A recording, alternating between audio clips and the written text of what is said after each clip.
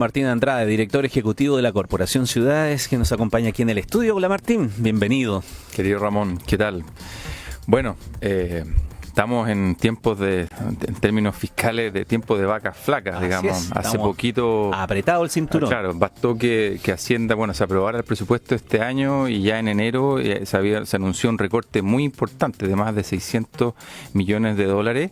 Y la verdad es que cuando uno ve los detalles de las rebajas, duele la guata. O sea, estamos hablando de rebajas en salud, rebajas en seguridad frente a la crisis que estamos, rebajas súper importantes de programas de combate contra incendios, rebajas también, como se comentaba, con respecto al plan de emergencia habitacional. En algunos casos alguien podría decir, bueno, en realidad no es tantos recursos, en realidad esto es más bien para estudio. Entonces, bueno, en un año también que es eleccionario, probablemente va a haber un gran debate en torno a la inversión y dónde se debiese rebajar y dónde no. Además, perdón Martín, porque además se señala que ese recorte todavía es como el inicio de los recortes. Porque tendría que hacerse más. Exactamente. Y ya hay algunos, por ejemplo, la misma gobernación de la región metropolitana que ha dicho que el fondo tiene ya deudas, digamos, que estaban de compromisos pasados, sobre todo de proyectos de arrastre que se necesitan suplementar. Entonces, bueno, va a ser algo que nos va a acompañar muchísimo. Y la verdad es que, claro, ahí uno se pregunta, Ramón, si el Estado tiene que apretarse la billetera, digamos, entonces nos sentamos y decimos, bueno, si el Estado lo tiene que hacerlo, bueno, haremos menos de esto, haremos menos esto otro. Yo la verdad es que me rebelo contra eso. Creo que efectivamente tenemos que echar mano a instituciones, leyes, iniciativas que hoy día están tratando de impulsar una colaboración público-privada. O sea, ojalá que a pesar del periodo desde el punto de vista fiscal digamos, más restrictivo, hay leyes, por ejemplo, la ley de financiamiento urbano compartido, que son cosas que debiésemos impulsar. Esta es una ley, por ejemplo, Ramón, que tiene ya más de 20 años de existencia y que permite que los servicios, también los municipios, puedan en el fondo captar recursos privados, pueden en el fondo generar alianzas con los privados. ¿Qué tipo de proyectos se pueden hacer? O sea, estamos hablando de parques, colegios, podrían hacer, no sé, una ciclovía, un centro cívico. O sea, es muy amplio, mucha infraestructura que posiblemente no se pueda ejecutar por esta estrechez fiscal, podrían implementarse con esta ley. Y básicamente, ¿en qué consiste? Esto consiste en una lógica de prestaciones y contraprestaciones. El Estado podría ejecutar un parque y el Estado podría decir, mire, sabe que si usted ejecuta este parque, usted en el fondo nosotros le vamos a entregar tal terreno. O por ejemplo, lo que se hizo ahí en la Plaza 19 de Abril, ahí en Ñuñoa, usted construya los estacionamientos y yo voy a dejar que usted explote y mantenga estos estacionamientos por 30, 35 años y luego esa inversión y toda esa infraestructura vuelve al Estado, vuelve al municipio, de manera tal que pueda ser esa explotación, digamos, volver a ser el dueño y pueda relicitar o quedarse con esos recursos. Y por lo tanto es una forma súper interesante. Lamentablemente en estos 20 años, Ramón, es una ley que es poco conocida y además han habido muy pocos casos exitosos. En el fondo son 3, 4 proyectos, como por ejemplo el que te comentaba ahí en Ñuñoa, y por lo tanto, obviamente, claramente uno podría decir, bueno, aquí hay un tema de difusión, aquí hay un tema sobre todo de que efectivamente hay algunas oportunidades de mejora o algunas debilidades, si quisiéramos decir, de esta ley, pero una ley que existe, y por lo tanto, en la medida que ya así como está, en la medida que haya buena vinculación, que haya confianza, que autoridades tengan, digamos, creo yo, el coraje de avanzar en torno a estos temas, efectivamente se pueden hacer un montón de cosas. La ley de financiamiento urbano compartido es uno de estos elementos. Súper interesante, por ejemplo, la incursión de Desarrollo País, que es una empresa estatal que hoy día está jugando un rol clave en la compra de terrenos con el Estado. Entonces ahí hay un banco de proyectos que perfectamente se podría ocupar. Ellos hacen una vinculación público-privada que es súper interesante y que por lo tanto también uno esperaría que el Estado también pudiese apoyarlo.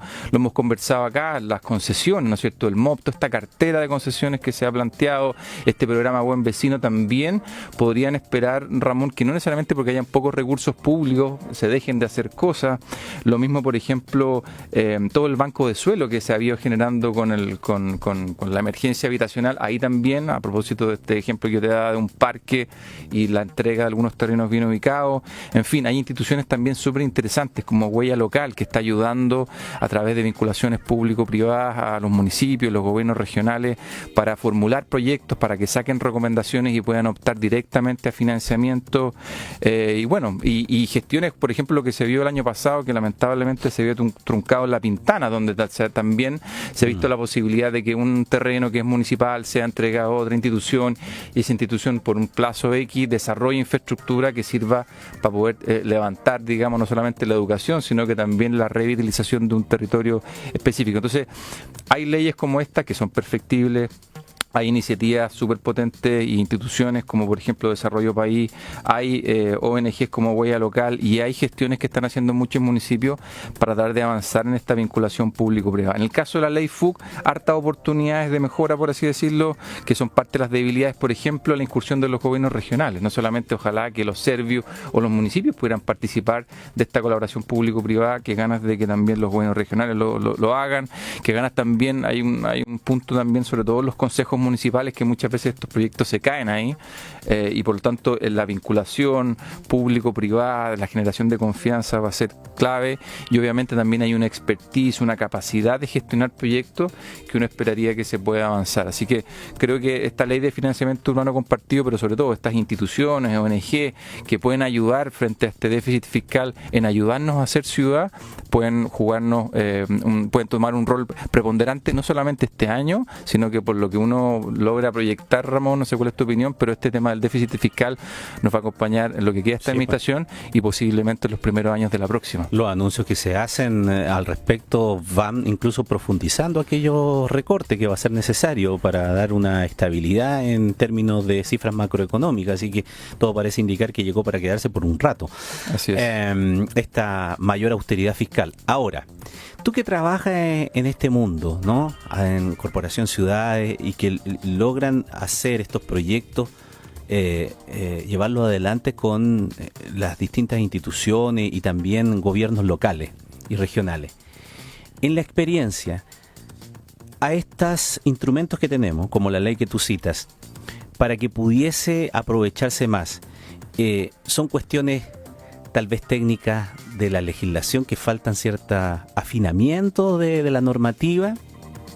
Es el tema de la permisología, de la cual tanto se ha hablado también, que lo afecta, o es una cuestión también de que hay aprehensiones más de tipo política respecto de esto de la vinculación de lo público y de lo privado, y que ciertos organismos, ciertas instituciones o ciertos municipios, dependiendo también de un poco del signo político, tienen más distancia respecto de colaborar con el mundo privado o no, o son todas las anteriores. Efectivamente, Ramón, son todas las anteriores, pero tal como planteaba, si bien es una ley perfectible, existe y ha mostrado tener casos exitosos cuando ha habido esa confianza, cuando se ha preguntado y en caso de que quizás no existan las capacidades internas, se ha levantado esto a otras organizaciones. Por ejemplo, la Cámara Chilena de la Construcción hace harto tiempo viene tratando de impulsar esto y apoyando a algunos municipios, en el fondo, mediante algunas alianzas, para que puedan implementar con la ley tal como está, Ramón, poder hacer este tipo de cosas. Entonces, si bien estos tres elementos que tú planteas son efectivamente los elementos que uno podría decir centrales por la cual esta ley no ha florecido, por así decirlo, hoy día con la ley tal como está, en la medida que existe esa confianza, en la medida que se pida digamos apoyo, perfectamente se pueden implementar este tipo de proyectos. Yo en general diría, y por eso levantamos nosotros el punto hoy día, quisimos proponerlo como tema, que hay mucho desconocimiento en torno a esta ley, hay como ciertos mitos, digamos, asociados en torno a esto, y tal como decías, cuando de repente llega la decisión política de dejar de lado un terreno por, entre comillas, beneficiar a un privado, hay muchas veces la discusión técnica y quizás todos los números, todo bien, pero la decisión política es donde muchas veces ahí se queda esto entrampado, lamentablemente.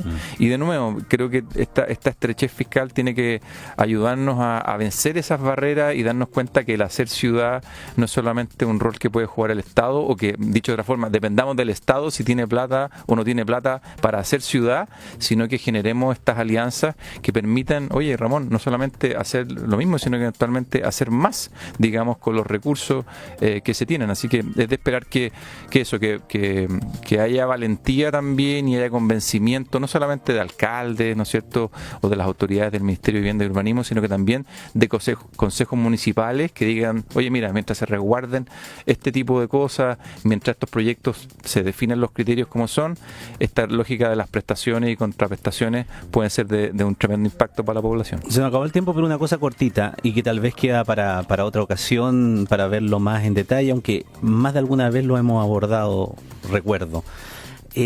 Existe en nuestro país también mucha diferenciación respecto de los recursos y las capacidades que tienen distintos municipios para poder llevar adelante proyectos, no solamente porque no tengan los recursos, sino porque a veces no tienen el personal ni la competencia técnica, porque no lo tienen el personal para poder desarrollar o acceder a ciertos proyectos.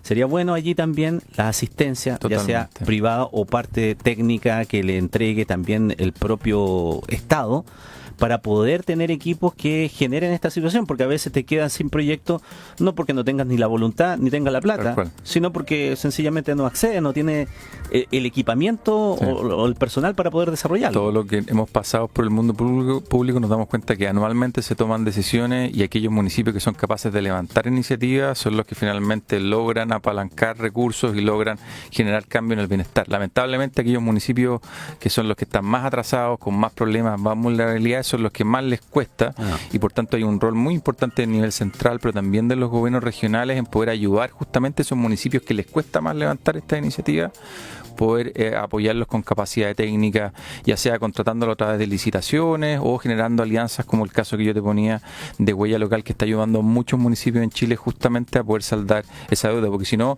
si siguen atrasando año a año en levantar proyectos, van a terminar siendo los últimos de la cola. Piensa tú La Pintana, produciendo el ejemplo del Duoc, desde hace muchos años que está en el último nivel del índice de calidad de vida urbana y es un municipio donde es necesario justamente levantar y apoyar técnicamente para que se levante carteras de proyectos y no se sigan quedando atrás de la discusión presupuestaria y la asignación de recursos para proyectos. Temazo aquel, sin duda. Muy bien, Martín Andrade, director ejecutivo de la Corporación Ciudades, como siempre los martes con nosotros aquí en el estudio hablando de ciudad. Que esté muy bien, gracias.